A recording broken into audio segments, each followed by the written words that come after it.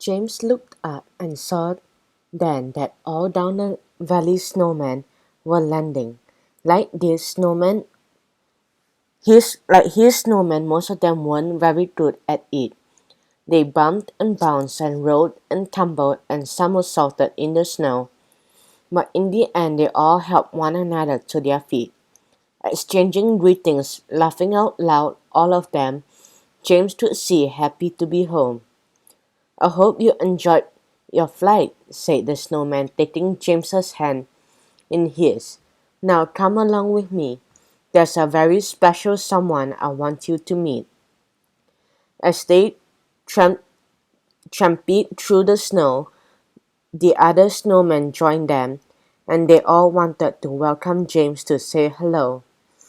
He had a lot of hellos to say, but he didn't mind because they were all so friendly. His snowman seemed only too proud to introduce him to everyone as "my good friend James."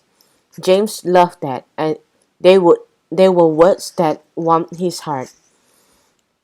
And that was just as well because by now that was the only part of him that was warm at all. On they tramped deeper and deeper into the valley until they found themselves walking into a huge cave of snow and ice, where hundreds of other snowmen were waiting for them. The cave was full of jolly chatter and deep laughter, and there was music playing. There was singing and dancing. It was a party, a snowman's party. But as they came in, as they were noticed, the music stopped. The dancing and the singing stopped, and the snowmen were all smiling at James, making way for him, and then they were clapping for him. His snowman squeezed his hand. "My family, they all like you, James," he said. "I knew they would. You've got a very, very, very big family, Mr. Snowman," said James, slightly nervous at all the attention. Kind though it was. Each of the snowmen he noticed was dressed differently. None had a hat like Dad's old hat, and none so far as he could see had 3 green Brussels sprout buttons on his coat. There were quite a few with tangerine noses, but more with carrot noses, which didn't look nearly as good. None, James thought, had a staff as bright and beautiful as his snowman's green staff, the one Grandma had knitted. James was full of questions, and there was one in particular. "Mr. Snowman," he asked, "who's this very special someone you said you wanted me to meet?" "Right here," replied his snowman. "Look." And just as he was speaking through the crowd of snowmen came someone much smaller and redder and chubbier than any of them, with the longest, whitest beard James had ever seen.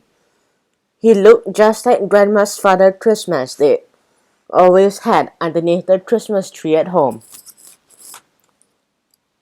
And this Father Christmas walked and talked. "Welcome to the North Pole.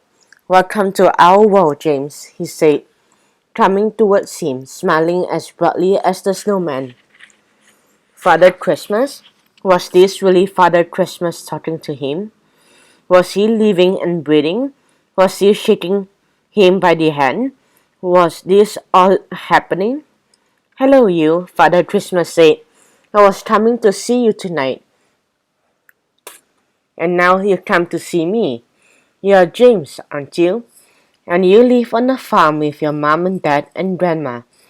Comes for Christmas, doesn't she? Address, let me think. Oh yes, Paradise Farm, Addersley, EX19 E8SN. And that's in Devon, am I right? And that's in England. And you've got the dog that doesn't like me coming down your chimney and disturbing him. Growly dog, nice chimney though. Big and white and warm, a bit sooty, and then it would be, it's a chimney.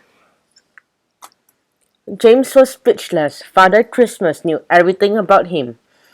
His name, his address, he even knew about Birdie. You've come just in time for the party, James. Father Christmas went on. I always have a bit of a do before visiting children all over the world. Busy night ahead, and I've been busy with all those presents. You know the bit I hate? Wrapping them, I mean. I have to wrap presents for all the children everywhere. And that's a lot. Still, I mustn't complain. I have a little help from my snowman friends.